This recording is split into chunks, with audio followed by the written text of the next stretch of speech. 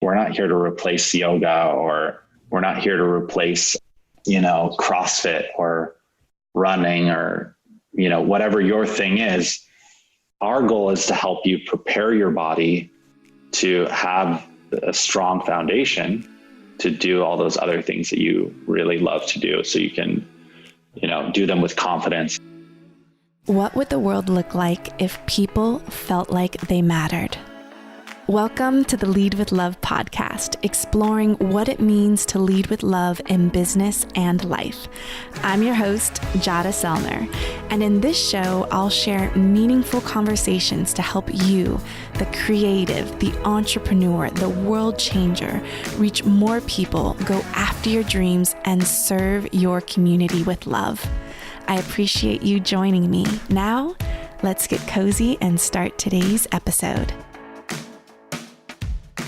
Have you ever found yourself staying so busy that you don't even know what you want or what you really need?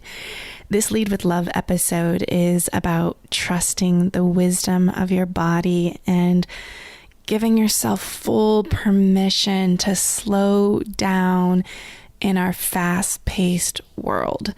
In today's conversation, I get cozy with actually my very first business coach. He's a movement teacher and embodiment coach, Jonathan Mead. Jonathan quit his office job at age 23 to help people uncover their true offer to the world.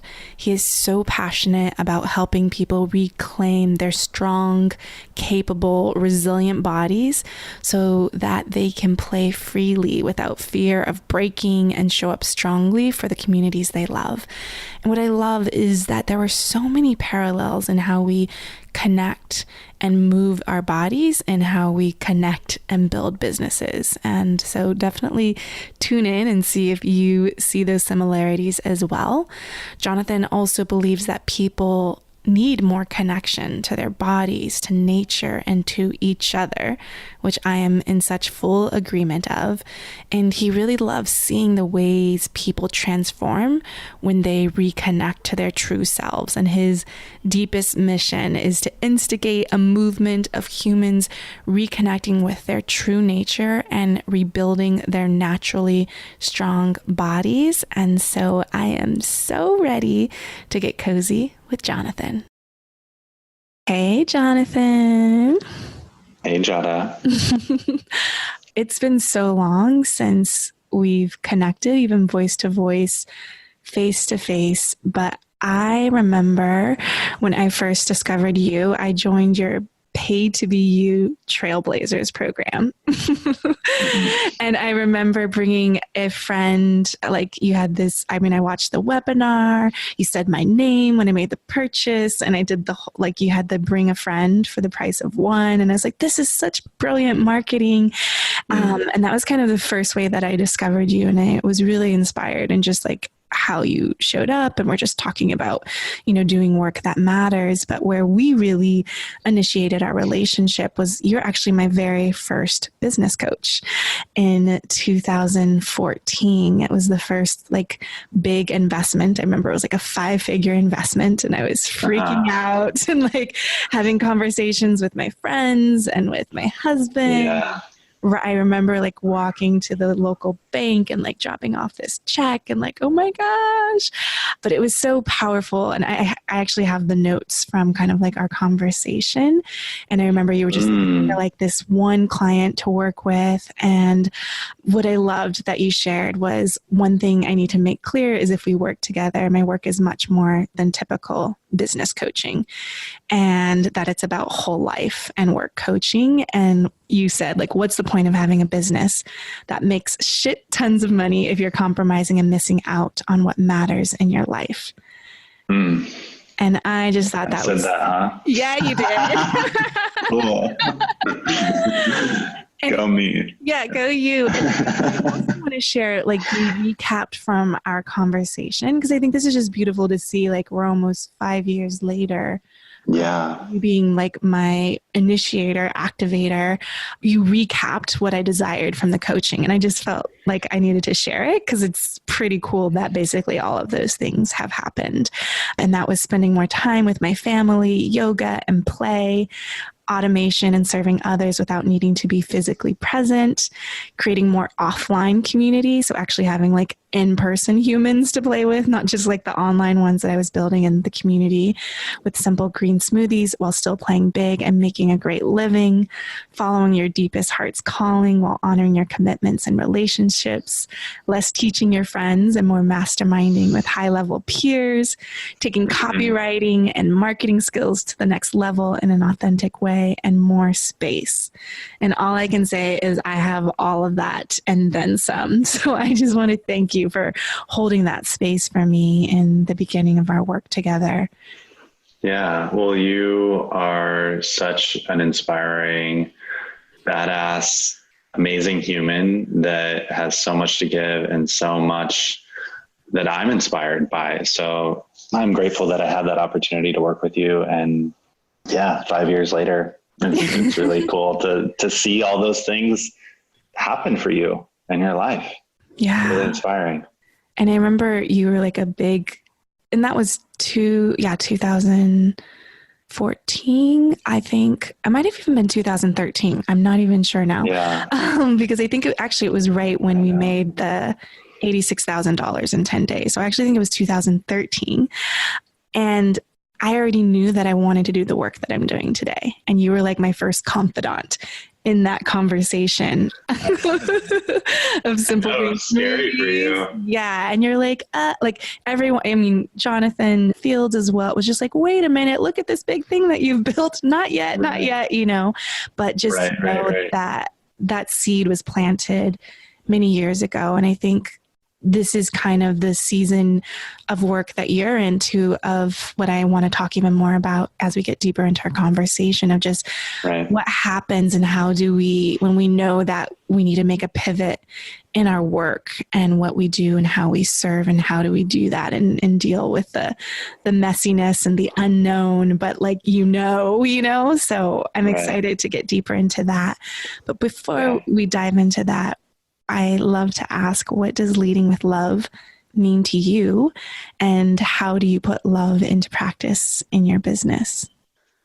Leading with love to me means trusting the wisdom of my body and what my heart wants for my life, not being just led by fear or my, stroking my ego or just kind of placating to, I guess, the way, business typically works, or, people chasing those, carrots for something later.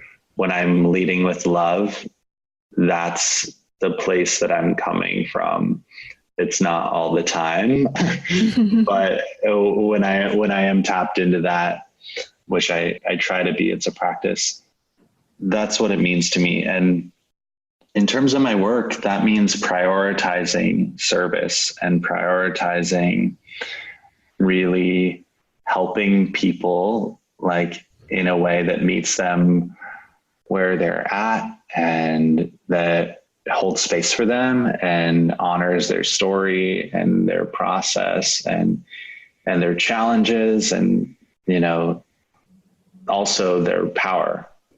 So that's kind of the way that it shows up in my work. And we could talk, more about the specific manifestations of that, but that's really what it means to me, is putting that first, putting people's humanness first.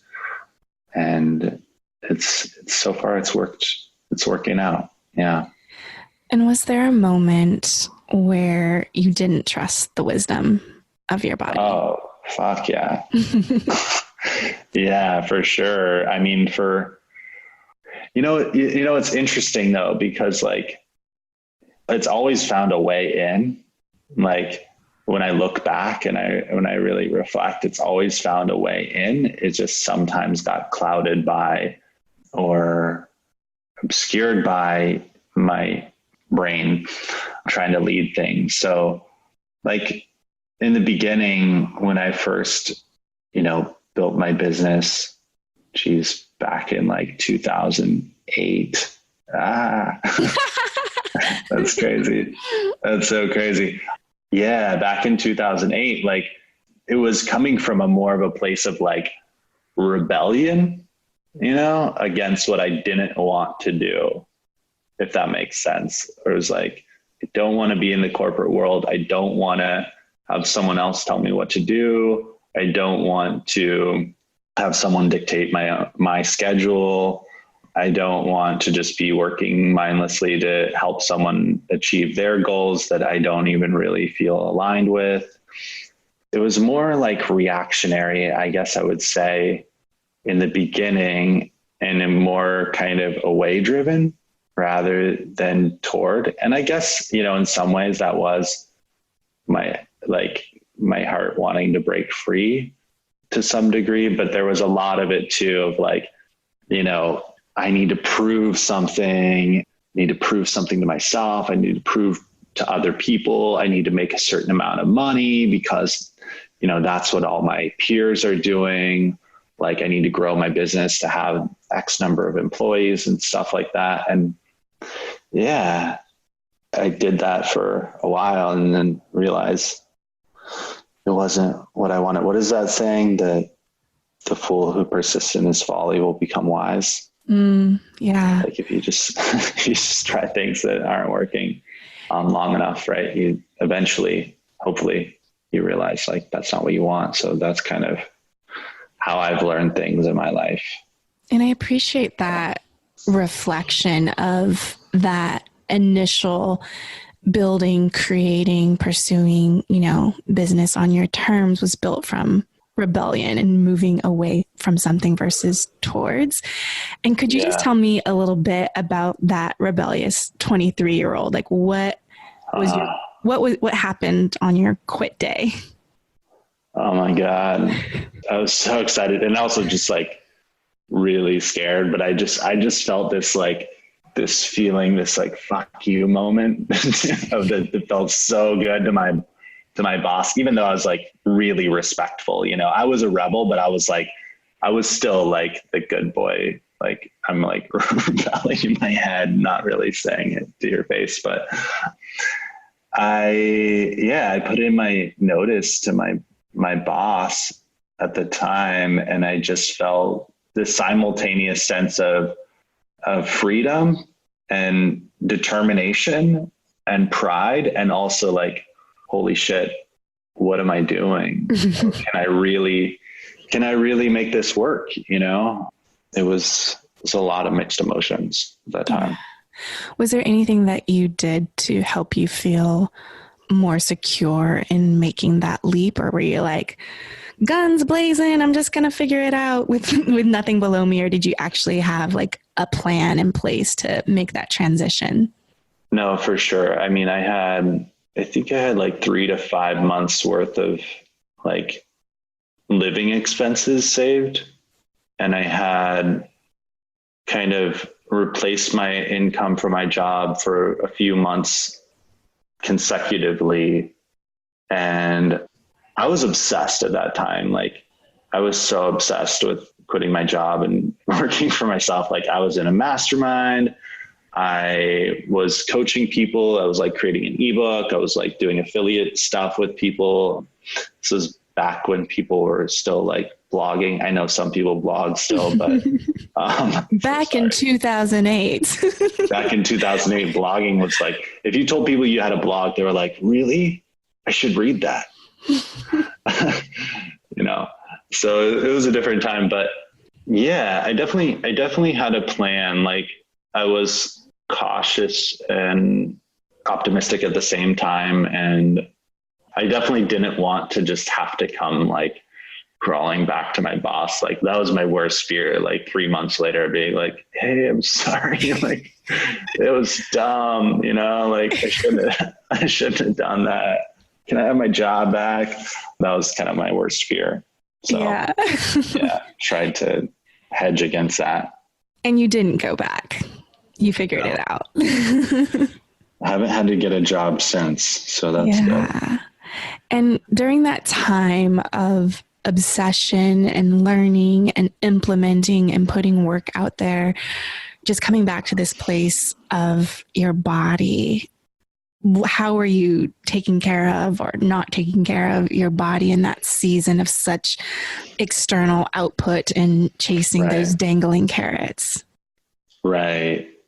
Yeah. It was a lot of, grinding during that time. I had this mentality that like, I will give up everything that I have to temporarily in order to achieve this goal.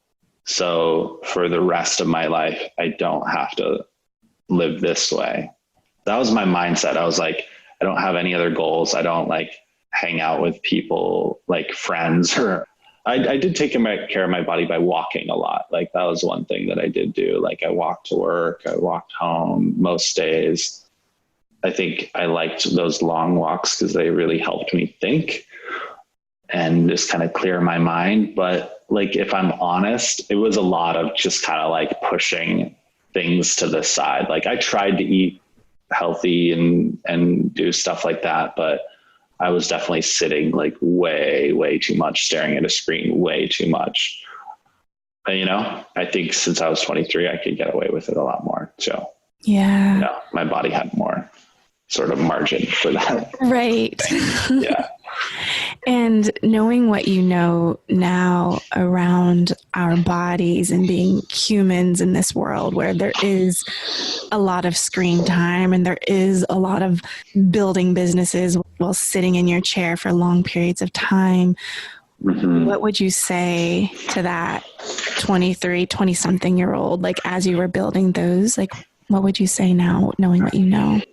Yeah, I definitely would have said like, take more breaks. And like, I think I would have said like, you could take your time a little bit more. Like you didn't need to be in such a hurry, in such a rush to do it.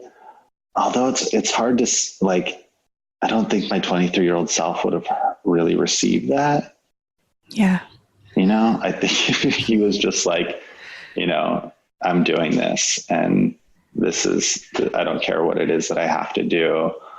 So yeah, it's kind of hard to say because I want to say like, oh, I could have done it this way, but I don't know. Yeah. And I'm also curious too, because I feel that many entrepreneurs who build, external success, how many people might define it, that there is a season of temporary hustle and output of work to build something. Like, so I'm just curious your thoughts. Like, do you think that you could have built what you had built without kind of putting in that extra effort that maybe some other people weren't willing to do? Because I always felt like people would kind of preach self-care, self-love, take your time on the other side of having the financial resources, having, a team so that they have more time. Like I'm always just curious about that conversation around privilege and resources. And we can kind of preach that once we're on the other side of having spent so much time in building the thing. Right.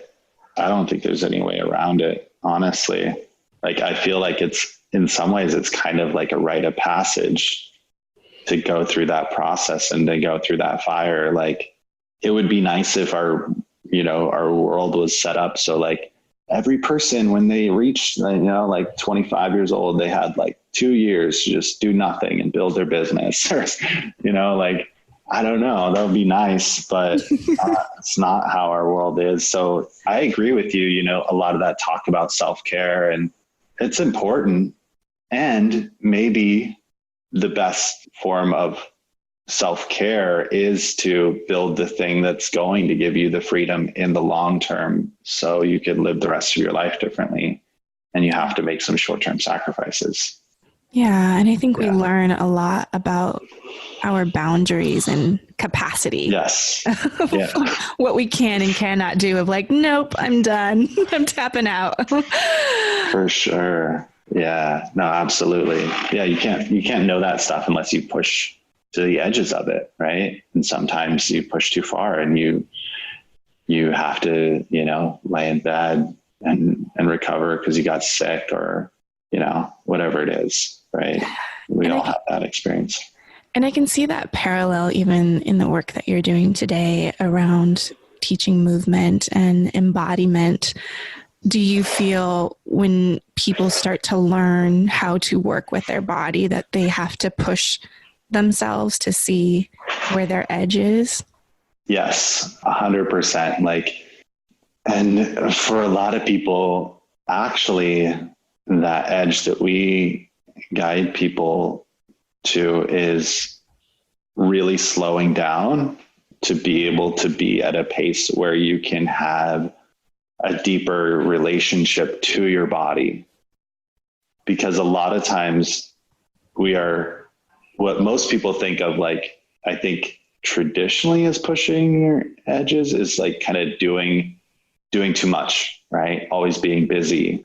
But that's kind of a way to never have to, like, it's kind of a strategy for never having to really be in real relationship with your body. Can you tell me more about that? Because if you're always busy, if you're always doing more and you're kind of in this going mode, right, you can kind of mask the signals you're getting from your body. You know, you can, yeah. Is there a specific moment for you just to kind of illustrate? Like, I get it. Like, it's to me when I'm writing my book, I'm like, oh, there's like cover-ups where we can keep ourselves really distracted and not feel what's happening. And I'm just curious if there's a specific moment that you could describe for yourself that we can kind of see that. Yeah. Yeah. So for me, you know, with my body, like, I always kind of gravitated toward like things that made me feel really strong and powerful, like things that like made my inner warrior feel just like a badass. And that looked like, you know, running. It looked like strength training. I really loved like gymnastics, strength work, like things on the gymnastic rings. I really liked martial arts. I trained in a martial art called Jeet Kune Do for a number of years. And I didn't really have very much balance. I was always kind of pursuing these things that, like, in some way, like, they were good for that part of me in a really genuine way. Like, but there was also like another part of me that was just kind of like feeding my ego. And like, I needed to achieve these things to feel good about myself. Or I thought that if I unlocked certain skills or whatever, then I would, like, I don't know, something would change in myself. Something would change about how I felt about myself.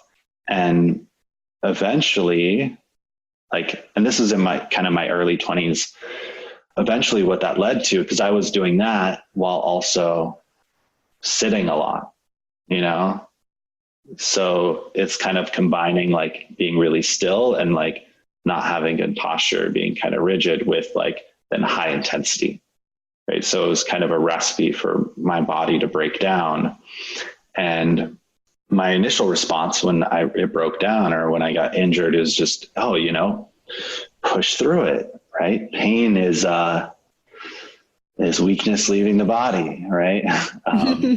Pain is like, yeah, it's just something you push through and then you get stronger. And yeah, maybe sometimes, but sometimes pain is like your body's telling you something is wrong, or you keep injuring yourself and something is not working. So for me, like, a lot of the reason I did those things is so I didn't have to feel what was really going on with my body at a deeper level. What my body was really craving and what was really asking for was a lot more slow movement. It was a lot more like nourishment. It was a lot more like, you know, laying on the floor and doing nothing, you know, or, you know, doing yoga or whatever it is. All those things that I didn't want to do, because then I would actually, you know, when you're moving that slowly too, you feel things a lot more, like emotions. Yeah. And I didn't want to deal with that stuff. Like, I didn't want to face what I really felt about myself, because when I looked at that, it wasn't very pretty. You know, there was a lot of judgment and a lot of, you know, stories that I didn't like.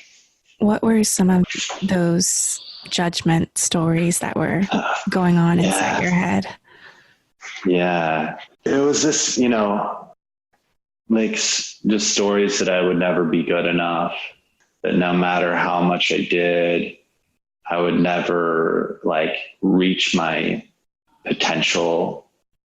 A lot of stories that I got, I was raised religious. I was raised, to try to always be doing the right thing, not programming, even though like I thought I rebelled against that, like that programming is still really deep in me. Yeah, it was a lot of like, I don't want to be like my dad type of stuff that came up for me. And I was terrified of not being good enough. I was terrified of not being perfect. And I was terrified of basically being a failure. And I thought the solution to those things is to always do more and to actually slow down. In some ways, for me, was like admitting defeat. It was like, oh, see, there it is. There's the proof. So yeah, dealing with that is just like really heavy stuff. And the truth was, for me, the only way I could be free of it was to really feel it and not run away from it. And that meant I had to slow down.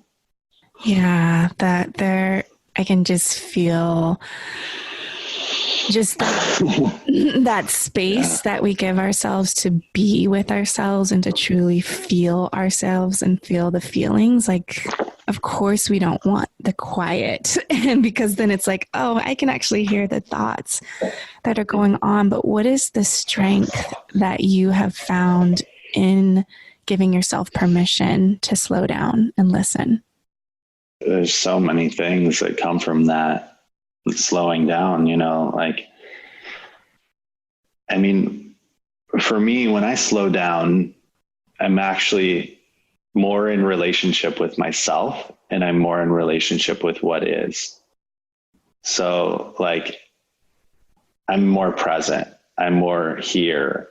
And for me, that means I'm not only am I more effective with what I'm doing, like it could be anything, like it could be working on a project, or it could be, working in the garden or, something like that. Or it could be just like moving my body. Like I'm more here, so I can relate to what's going on in a more effective way. It's not just that, but it's so much more, for me, it's more enjoyable, right? And to get trapped in that sort of like, there's nothing wrong with, I don't think there's anything wrong with, like doing high intensity stuff with your body and, to have, like we talked about earlier, having some times where you need to push. I don't think there's anything wrong with that. But like, for me, I was kind of like trapped in that one channel and I couldn't change the channel.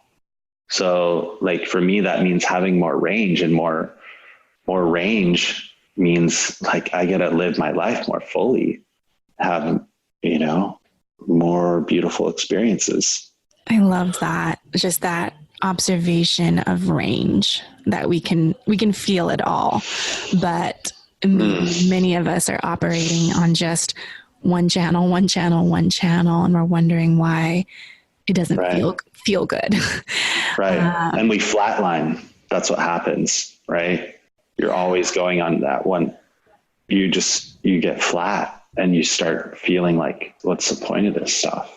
Yeah. At least that's what happened for me. So tell me about, like, I know that you made a pivot from when I first discovered you in serving entrepreneurs online, and it looked like everything was going amazing on the outside. You were serving tens of thousands, like just so many people, and getting them to kind of make that big leap into doing, getting paid to be themselves. And I'm curious about the transition in discovering your next body of work, because my assumption, it wasn't like you were like, snap your fingers, now I have clarity, and here's how I want to make, how I want to work and make a living. So can you tell me about, and I wonder if the flat line happened at that, I don't know, but really about your quit day within a business that you built from the ground up. Right. Yeah, I keep snapping. Like, is it working yet? Is it working? No, it's not working. Damn it. It's not snap. I'm just not good enough at snapping, you know? I was never very good at that. But yeah, it wasn't like that for me at all. There was no sort of like, this, you know, big celestial event and clouds parting and like, there it is. I mean, it was more of a process of like, this doesn't feel right anymore. Like, this doesn't feel like what I meant to do. Doesn't feel fully me, which is the ultimate irony because I'm helping people get paid to be themselves. I was dealing with that aspect of it. Like, who the hell am I right now? This doesn't make any sense at all. So there's that aspect of it. And then, like you said, it was working, you know, it was doing well. And, you know, I was helping a lot of people and it felt like, that felt good. Like, it felt good to do that. So there's a lot of aspects of that I had to navigate. And, you know, I think a lot of people, where they say like, be careful what you're good at. Like that was so true for me. It's like, I'm good at this. Like, I can do this. Like I built this, it's working. It's not only is it working, it's growing, but I just felt like I wasn't getting that spark from it. I was like, like you said, I was flatlining with it. And I knew something had to change. And I knew that for like a couple of years, to be honest, before I actually made the full switch. So it took time. It was a process. I had to think about it a lot. I went back and forth about it a lot. Like, should I leave? Should I not? Like, I'm sure a lot of the same thoughts you had, you know, from Simple Green Smoothies, and like, yeah, it's challenging when you're in that position. And people like I would tell people like, yeah, I'm thinking about doing this, and be like, what? Doesn't make any sense. Dude, are you sure? I was like, yeah, I think I am. They're like, yeah, that doesn't make any sense. You know, why would you do that? But I don't feel like I could feel like fulfilled. And if you're talking about leading with love, like that to me is, I think the big thing, isn't it? Is like, if you don't have fulfillment, like what does all that other stuff really matter at the end of the day? So that's what I was looking for. Yeah. And I think it's interesting to also acknowledge, you know, you were saying that like you didn't have the spark, but sometimes we have the spark in the beginning, and it's okay for us to see those indicators of change of like, this was basically a building block to something else. And it's not that it was done in vain or pointless, that I'm sure that you learned so much from that. But so often we think that we have to find the thing that we're going to do for the next 40 years. And I keep meeting people who are like in their 60s and their 70s, and they're like, I've been doing this thing for 40 years and now I'm retired. But our world looks a lot different than that today. So different. Yeah. So different, isn't it? Yeah. What were some of the indicators of something has to change for you? Like, what were kind of the symptoms that you knew like, this isn't it. This doesn't feel right. I was just going through the motions a lot, you know, I was going through the motions. Like, I would think about a project, and it would, instead of that, me being kind of inspired and excited about it, I was just like, yeah, I could do that. That could work. I was getting more easily like frustrated with people too. Like, you know, I think there is some degree of like, you know, when you're working with clients, you're always going to have like some people that are like, you know, they test your patience or whatever. But it was like most people, I was like, just do the work. I was like, just stop, just do it, the work, like, come on. And I found it like hard for me to empathize, over time. And my business is totally like a people driven business of like serving customers. I could sense that was like not the best thing for me. Like, because I had peers too that were like in this similar sort of niche, and they were like super excited about who they were helping and stuff like that. And I was just kind of like, I don't know. It's not lighting me up anymore. Yeah. And I felt more of my time gravitating toward my interests now too, which I think is part of looking back, that was a clue. Yeah. Tell me about that clue revealing itself to you. Like where were your interests going? Yeah. Well, I realized, it was really funny because as I was getting ready to leave this business of helping people with their passion, and I stopped feeling like I could relate to them as easily, to their struggles. It had been a long time for me. It's kind of like if you're like going into, I don't know, jujitsu class or something, and you're like a brown belt and you're like, you can't relate as well to like what white belts are dealing with. Yeah. But other white belts, they can more. And like that was coming up for me a lot. And the funny part is like, I was getting ready to like put my belt down and like take on a white belt again. And as I was getting ready to leave that work, I felt like on my way out, I regained a lot of that empathy and that ability to relate, because I was in that boat again of starting over. But I was really gravitated toward, this passion that I've had for a really long time of movement and embodiment and all the things that means, like moving well in your body, waking up feeling strong and capable on just a really physical, grounded level. That was something that was really interesting to me, especially how do you do that in a world that doesn't necessarily like prioritize that or isn't set up for that. And a lot of the things that are offered in sort of mainstream fitness are, in my view, not really the best solutions for a lot of people too. So like, how could I help in that regard? That was a really interesting sort of puzzle that I thought about, solving, or maybe I could help at least with that. So a lot of my energy was going in that direction. And it just felt like, I was working with people on the computer, helping them build online businesses. And I still do a lot of work with people with online coaching and stuff like that now. Like, it's not that I'm not doing stuff on the computer anymore, but at least I'm working with people's bodies, and it feels like a lot more direct form of service to me, a lot more tangible anyway. And I like that. Yeah. Did you know that as your interest, deepening your interest and curiosity and learnings around movement, that you wanted to figure out how to monetize that?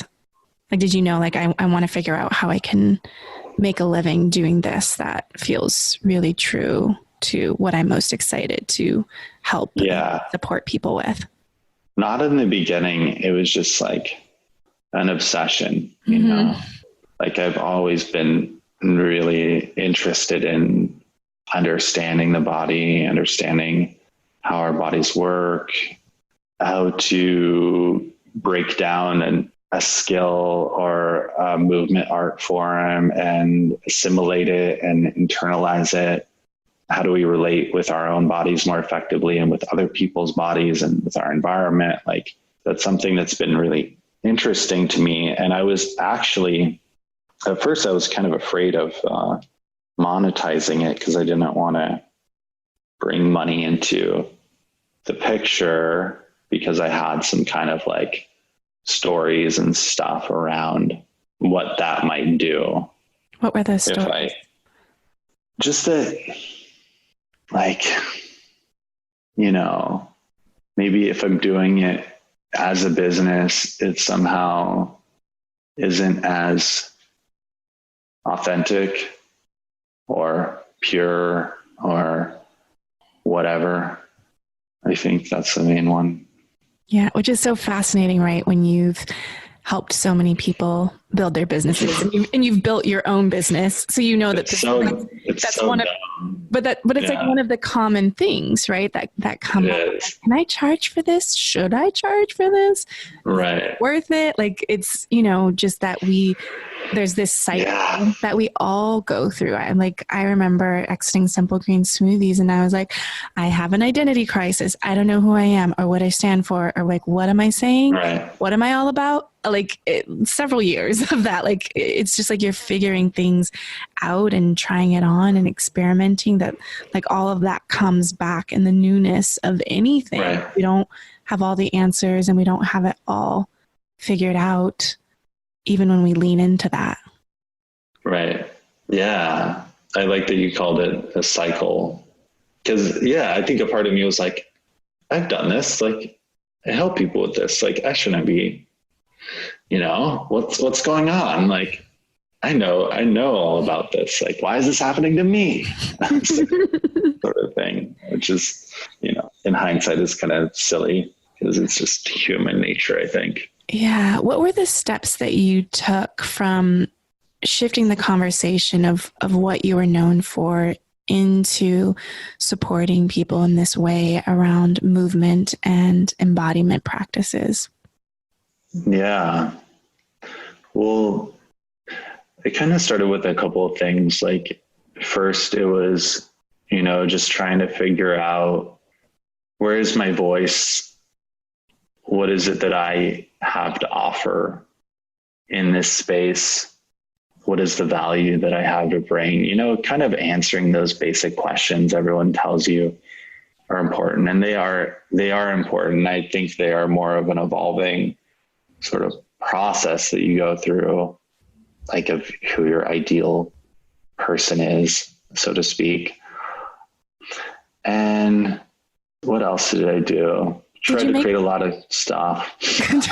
Did you make an announcement to your entrepreneurial business building community and just like shut it down? Like, how did you be like, hey guys, not no more. This is follow me over here. What was that? What was that like? No, I definitely did invite people to join me, and some did. A lot of people I think were like, oh yeah. I'm like, well, actually I'm here for this, which is totally fine. I kind of half expected that, but I sold that website at the end of 2016. So we're like parallel paths. Yeah. Yeah, I know. It's crazy. When did you sell? The end of 2016.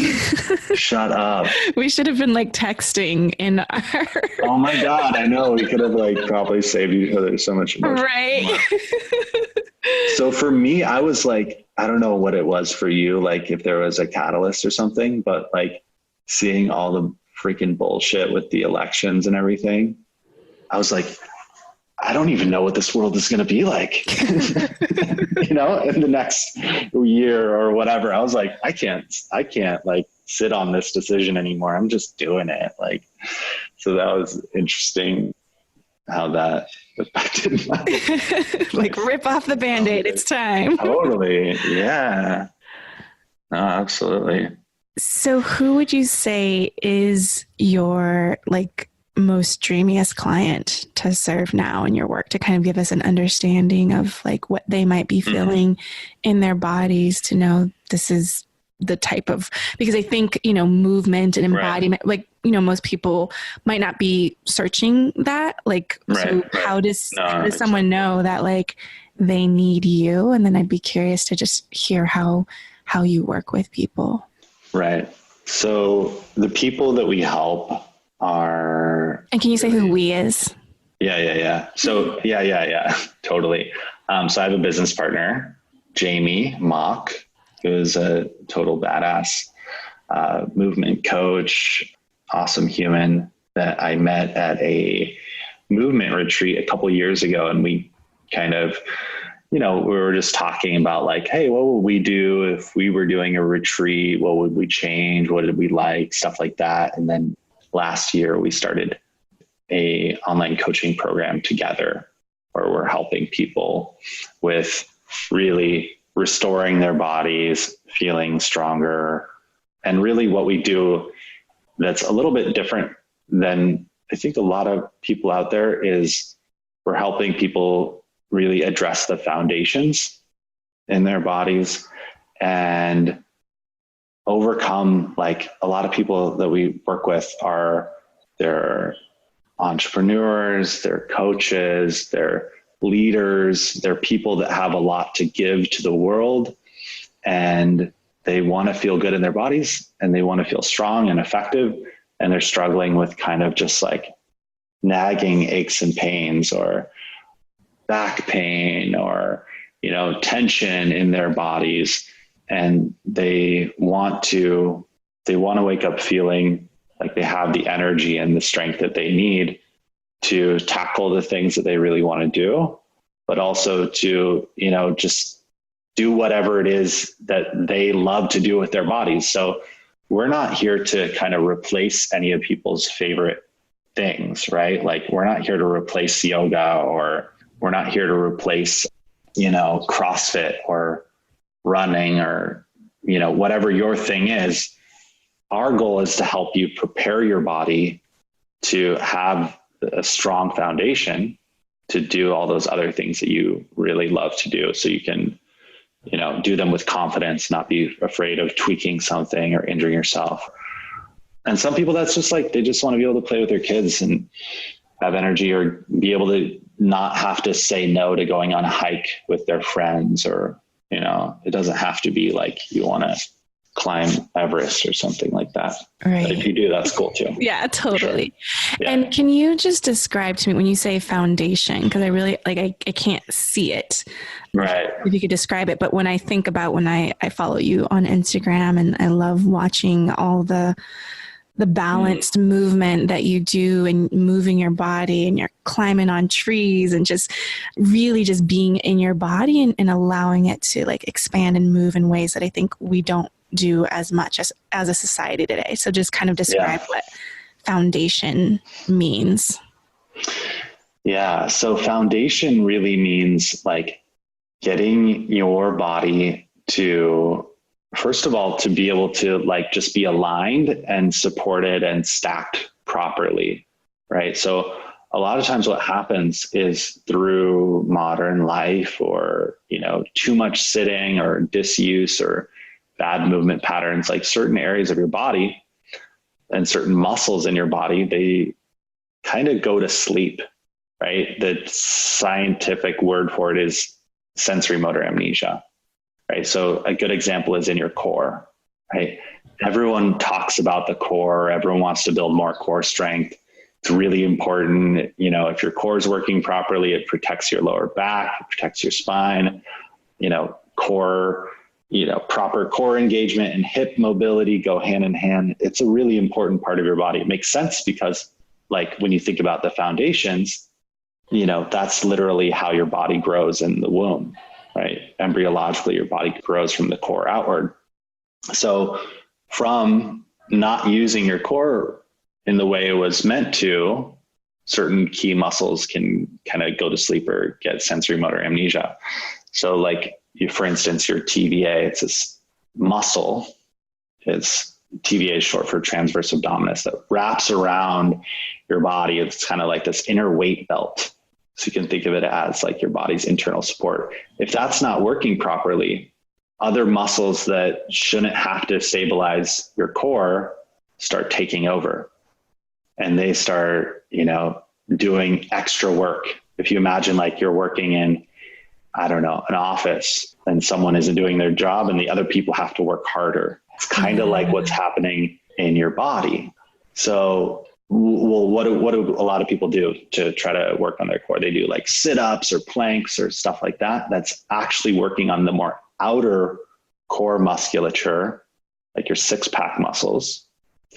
It's not addressing the deeper inner layers of your core. So that's just one example of like what addressing the foundations looks like. There's specific activations we do with people and the process we guide them through, over the course of a few months to help rebuild that stuff. Cause it does take time, and takes consistency. So yeah, there's a bunch of other ways, that I could get into that looks like, but that's kind of one example. If there was one simple practice, movement practice, tool, habit, resource, what would you have like a client that was first coming to work with you? What would you recommend? Like, if nothing else, start with this. Yeah. A big one is, well, first of all, like you need to start like moving all your joints through their range of motion. And through that process, you're going to develop an awareness of like what exactly is going on in your body and start to see where some of those blind spots are. Because those blind spots are the things that are holding you back and that are keeping you, maybe a lot of people that we work with, they're kind of stuck in this cycle, this like negative feedback loop where they're feeling tired or low energy, or they have some aches and pains or something. So they get really inspired and they start working out, or they go running or start doing yoga. And then like they tweak something or something doesn't feel right. And then they get frustrated and they're like, oh, I should just stop doing this. And then they go back to doing nothing until they get inspired again. Right. And it's this kind of this cycle, this hamster wheel that they get on. And part of the problem is you haven't actually addressed what are your blind spots? What are those sort of weak links that are happening in your body that are keeping you stuck, that are keeping you in that feedback loop? So that's a practice that can help you sort of illuminate those things, kind of shine a flashlight on them. Another one is, that's really simple, is just spend time on the floor more. We've lost our relationship with the ground and we suffer from it. Our hips suffer, our spine suffers. So just, spending more time on the floor. You might need props in the beginning. You probably need some like yoga blocks or cushions to sit on or something like that. And over time you can take those away, but sitting and working on the ground or just spending time there, it kind of forces your body to move in more positions where you're not supported by a chair. It gets your body sort of a little bit more active.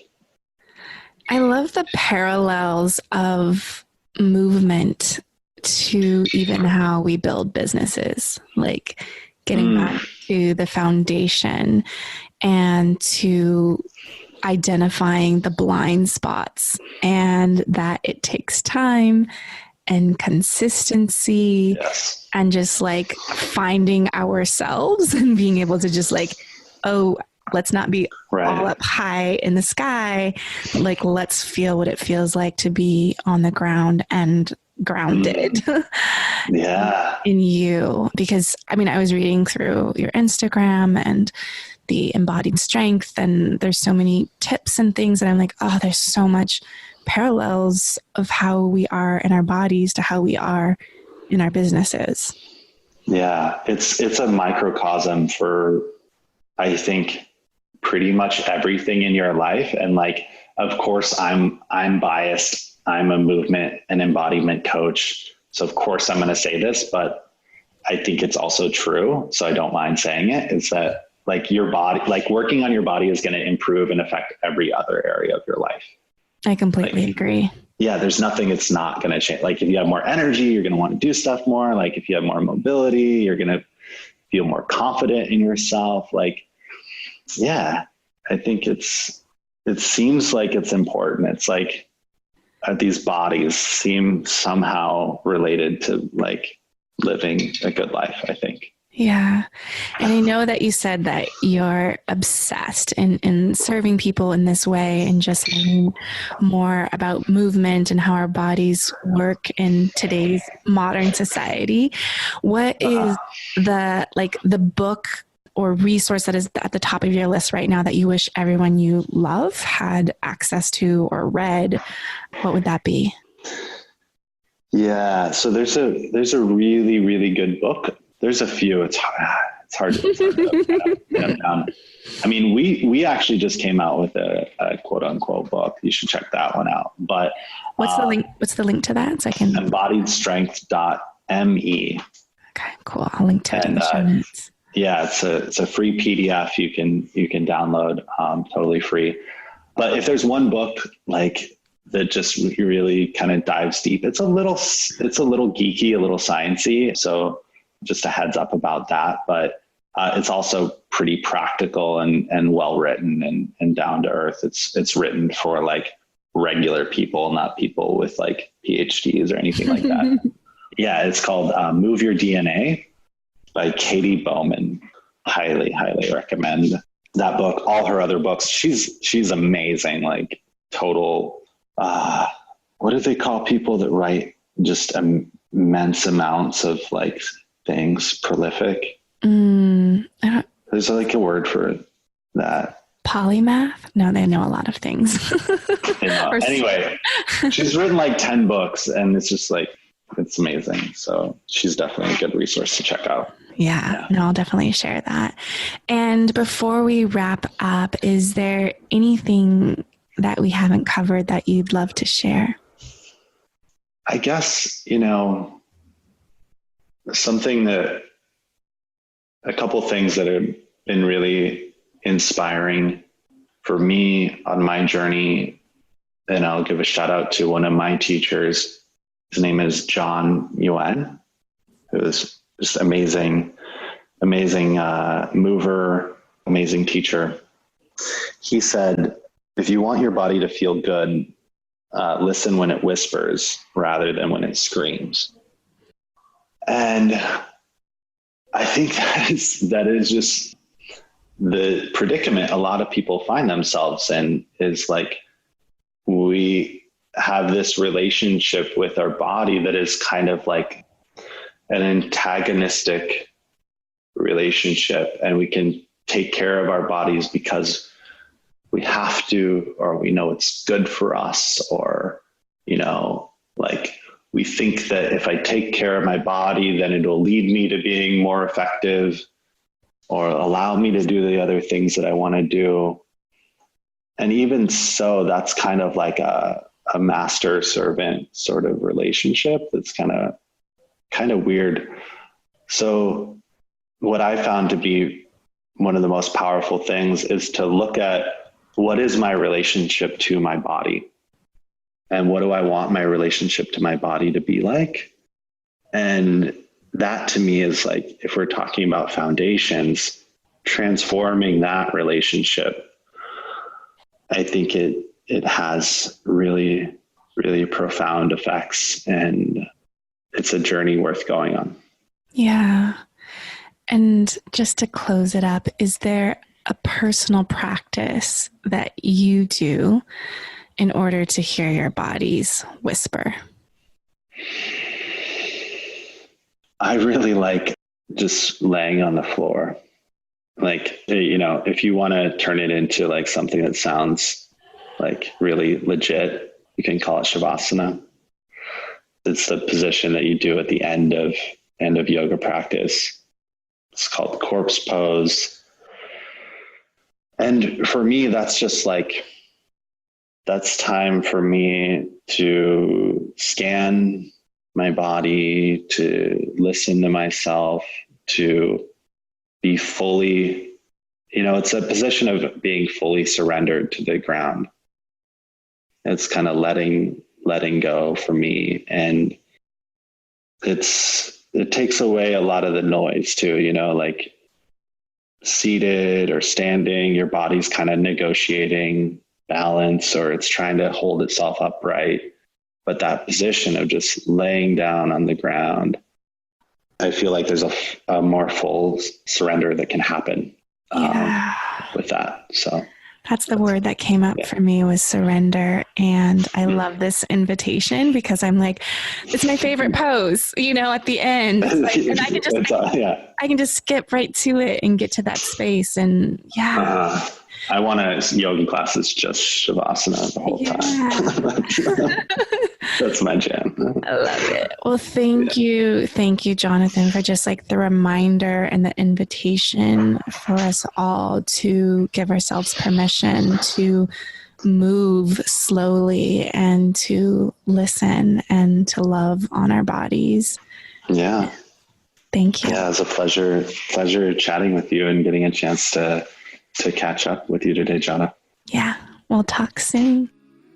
Thank you so much for your heart and attention and listening to Lead with Love.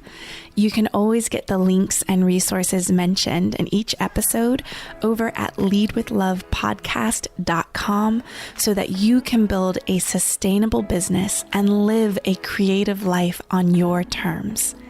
If this message, Leading with Love, resonates with you and you want to take a stand for remembering that there are humans with beating hearts behind the numbers, I would love for you to subscribe so you never miss an episode and leave an honest review. It would mean the world to me, and it also helps more people spread more love in the world, which we really, really need. I also love hearing from you. So as you're listening, take a screenshot, share your favorite takeaway, and tag me on Instagram and Facebook at Jada Selner. I really appreciate you, and I'll talk to you soon. Bye.